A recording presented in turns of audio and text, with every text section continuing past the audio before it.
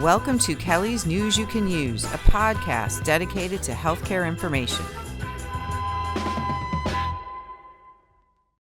Welcome to Kellie's News You Can Use. Today we have Dr. Gonzalez, physician that I met, a year and a half, 2 years ago? Pretty close to 2 years now, yes. To discuss her PCP First program. So welcome, Dr. Gonzalez. Thank you. Nice seeing you again. Yes. So here at PCP First, I am the CEO of PCP First, and basically we use innovation and technology to be able to optimize patients' health. And so we really like to reach out to patients and kind of make them in charge of their chronic conditions. So as you see here, I have a couple of items that we utilize, and we currently do work with John Knox Village and utilize Michael Sue to assist us with the residents. So some of the programs we utilize, I'll start with the continuous glucose monitoring.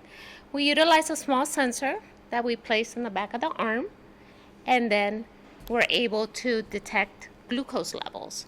So no longer pricking your fingers or anything like that. And so therefore, let's say the members that join that program are able to see how foods alter their sugar levels, right? And so now they're more cautious and make better choices. The other important thing too is if, there's a lot of injectables out there now, right? A lot of people are on these GLPs. Mm-hmm. Well, how do you know that your glucose is not too low before you administer a dose, right? Because it lasts for an entire week. And so this is a way that they were able to gauge if it's too much medication, if the dosage needs to be adjusted, and things of that sort. So that's one of our programs. So the continuous glucose program is for type 2 diabetics.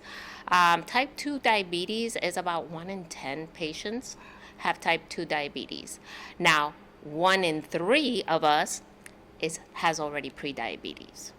So it's really that the statistics are really out there as far as concern, right? Can I ask you a question? What is leading to these increases in diabetes? That's a great question. Genetics always plays a factor, but I would say mainly obesity has been a big issue. That's why we're starting them on the GLPs early and things like that. Just to diet is a big cost. A lot of carbs, a lot of fast foods. Everything's quick and easy instead of really cooking our meals and really taking into account how much protein we're consuming, how many greens, things of that sort. So it's mainly type 2 diabetes is really diet related. So does that answer your question? It does. Yeah, okay. So moving on to our next is our blood pressure monitoring program. Now, this is not just any monitor, right, that you could get anywhere. It actually detects arrhythmias in your heart. So a little heart lights up when you get your results, and as you see in the instruction little book here, it lets you know you have an arrhythmia. Now, why is that important is because a lot of times these things are not picked up on an EKG. All right, so when you go for a physical, it might be something that gets missed because it's like a picture in time, right? So it's a snapshot. If you didn't have it at that point in time, we didn't detect it. This, you're going to check your blood pressure every morning if you have blood pressure medication. Now, if you're taking your blood pressure medication twice a day, you should check it twice a day, right? Okay. Because just because you took it in the morning doesn't mean that at night it didn't drop. And so that's another problem we're having. A lot of people are not checking their blood pressure before they take their blood pressure medication. And so then you have a fall, right? Now your patient or your resident or your member broke a hip on something that was completely avoidable, okay? And that leads us to our new program, which I'm so excited about, right? Because before we were kind of watching these events happen because we monitored the trends, right? For the blood pressure program and also for the glucose program. But for the blood pressure, we kind of see a trend where the high number gets high, the low number gets low. The heart rate can either go up or down to compensate for that gap, right? And so I started thinking and speaking to my cardiologist friends about it, and they go, well, it's kind of like you're watching heart failure in the making, right? Oh. And so I go, And so I thought about how do we get ahead of it? And he kind of said, well, if you're having the irregular heartbeats, the most common arrhythmia is atrial fibrillation. And I said, you're right. And he goes, of course I'm right. I'm a cardiologist. And I said, so what can we do? I said, what's the gold standard is a Holter monitor. So when you tell people a Holter monitor, they get scared. I'm sure you've had some experiences, and we've all seen those wires and things like that. Yeah. Well, I'm happy to show you our Holter monitor. So we take this, line it up below the clavicle, line it up like this. The line has to be straight, and this stays on for 3 days. So it's greater than 48 hours. Now with this, we get a rhythm strip. And so we're able to detect, is it regular? Is it irregular? Is there a pause? So we get to really diagnose the problem instead of just treating the noise. And at that point in time, we're able to determine what's our next course of action for that patient. Wonderful. And you, if any individual is on these products, you're monitoring them from a physician side. Correct. And are you also working with other physicians? Let's say somebody wants to utilize this, and I know Michael Sue has several of our residents, Correct. and they have a physician. You are in constant communication with that physician. How does that work if someone has, let's say, at our Center for Healthy Living, one of the primary care physicians in that building? Great question. We actually work in the Tri-County area with multiple physicians and physician groups as well. So what they do is they send us a referral for a patient that's hypertensive. We go right away and put them on our blood pressure machine. And then at that point in time, we determine are they having arrhythmias, and then we can place the Holter monitor on them. But we work with primary care providers. We fax them all the information. They get our reports, which can either be monthly or, let's say, bi-weekly, because we want to make sure we have a good enough trend. And so when we see the trends, it's kind of like medication management. Is it working? Is it not working? And then, again, what do we think would be the next best course of action? As their primary care, they know them probably better than we do, and so they're better able to make that determination. But at least they got our input as far as what our recommendations are. Okay.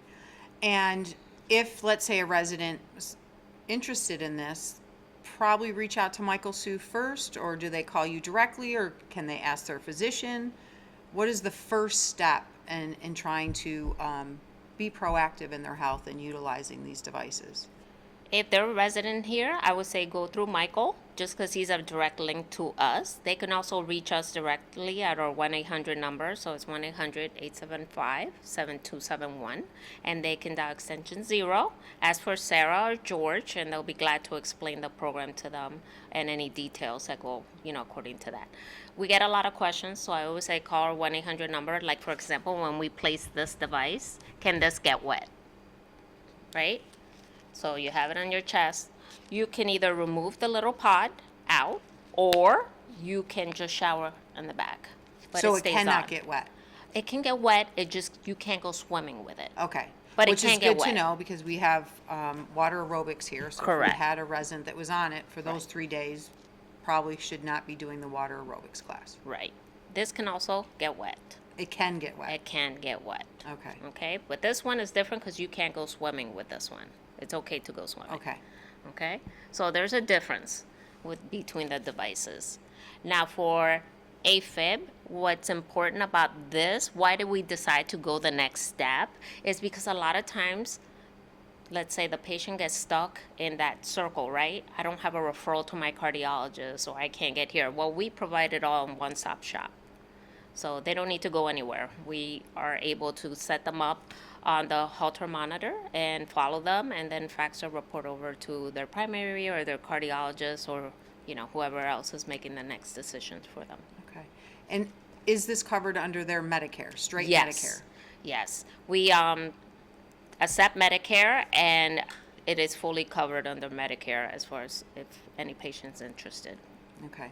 And usually, are most people, once they're on any of these devices, remain on these devices, or can it help change a health condition to reverse it, or this is just monitoring their condition? That's a good question. For the Holter monitor, is just once we do that screening for the 3 days, and it's a one-time use. Okay. So it's done. For the glucose sensor, that one, let's say if you're in pre-diabetes, we can get your diet in check and things of that sort, and then they don't have to wear the sensor if they don't want to because they're not yet a diabetic. Now, once you're a type 2 diabetic, it kind of depends on what agents you're taking, that you want to make sure if it's an injectable or an insulin, that you're not dropping down too low. So Okay. it's either prick your fingers or wear a little tiny sensor that you can't even see. You can actually wear it down here, so you don't see it at all. Oh, okay. And is it attached to your phone or? You see your reading straight on your phone. Okay. And then we get it on our dashboard as well. So all of these monitors go directly into your office or Correct. your monitor system, and it tracks every patient. Yes, it goes directly onto our dashboard, and we monitor them daily. So we make those calls. Like if we see somebody trending really low in their glucose, that also causes falls. So we reach out to them directly as to what's going on. Are you taking your medication? You know, maybe we need to cut back on the dosage. And we actually had this situation very recently with one of our patients. He was exercising, so he started exercising, and the medication, I guess, was working too good, right? And so was dropping him too low because exercise really impacts your glucose levels. And so he's out in the hot sun, sweating, and so we were able to capture that and prevent, you know, a complication at that point. Wonderful. And for those patients, actually, with the glucose sensors, we have a direct relationship with our endocrinologist, so we're able to call them directly as well, which is very nice. They actually really enjoy our service. Oh, absolutely. Wonderful. Yes, because it's like an additional layer, is what I like to tell providers. It's like we're not in competition with each other. It's really like we're accessible to you as an additional layer. That's excellent. So the best way, I guess, for any of our residents be interested in this is to then reach out to Michael Sue, correct? And then he'll get in touch. Share with me, you have a nurse practitioner that's here on a regular basis, or is a PA, I'm sorry, that comes to the campus? We actually have a medical assistant. She Okay. comes directly. We do have a nurse practitioner on call. Okay, So if we ever have any issues, that's a direct link, and I'm always accessible as well. Wonderful. You know, because I do work with Michael, and, you know, Sarah's our medical assistant, and she's here usually on Tuesdays and Thursdays. and she'll go and see any of our residents that are on any of Correct. these devices, Right. check in on them. Correct. Okay. She does sensor changes as well, so if you're not able to put it on yourself, she actually does the sensor changes. Oh, wonderful. And we Okay. also put this device on. If we have to put it on you, we are the ones that put it That on put it and on. remove it as Okay. well. We also show you how to take your blood pressure, because a lot of times they won't have the arm at table height, or they'll have their legs crossed like me, or they'll be talking or chewing gum, or have caffeine before they check their blood pressure. And so, you know, we teach them the exact way What on how things to to do. take their blood pressure so it's accurate. Well, that makes sense. Don't take caffeine. So don't take it first thing in the morning after you have a cup of coffee. Correct. Take it before. So it's accurate. So what is the, so I guess going off on a side question, when you're getting up, the first thing you do in the morning is to take your blood pressure. Is that the best time to do it? Yes, you actually wait like 5 minutes. So, Okay. because once you rise from the bed, it depends on what kind of medications you've been taking. It might cause a drop, which is called orthostatic hypotension. And so, therefore, you want to wait till you get up, you balance yourself a little bit, then you sit down and relax, wait 5 minutes, and then go ahead and take your blood pressure. Wonderful. But the most Okay. important thing is actually it's height. Make sure your arm is pretty close to heart level. And then you put when you wrap the cuff, you want to make sure that it's tight. It's not loose where you can stick your fingers through, because then it's too loose, right? So it's tight. We make sure they don't talk, no chewing gum or anything else, and then they go ahead and take it. And that's when you will probably start seeing the arrhythmias on the monitor. The little heart goes off, and we actually had a patient that contacted us and asked us about the low heartbeat. I said, no, that's not heart rate. That's really an arrhythmia. So we wow. actually already have somebody that we're going to be placing the device on to detect the Holter monitor. Okay, so it's covered by Medicare. Yes. You have a medical assistant that rounds here regularly, weekly. Best person to contact is Michael Sue. Correct. Wonderful. Yes. Well, I am very appreciative of you coming out and sharing this information with us, to our residents, and also to the public. Is there any other information that we may need to know before we wrap up? As far as medications, because the nice thing when we put the Holter monitor on, we're able to kind of like give you a treatment plan. Is this something that okay. can be treated probably with medications, or is this something that really needs to be worked up? Which is Okay. usually what people want to hear is what's my next course of action. Okay. So this is actually going to be reviewed. The report from that's going to be reviewed by our cardiologist, and at that point they'll determine what's your next course of action. So you can take that information if you already have a cardiologist or a primary that you want to share it with, or a second opinion. You can take all that information with you. And then that next course of action could be medication, could be change in lifestyle, could Correct. be numerous things. Yes. And even surgical procedures such as cardioversion, or it could be an ablation, or it could be something of that sort. But at least you have all the data that you need to present for that next step. Wonderful. Well, thank you so much. You're This is very welcome. educational. Yes. And if anyone has any other questions, feel free to reach out to Michael, Sue, or myself. Thanks again for joining us. Thank you for having me. Until next time, thank you. Thank you.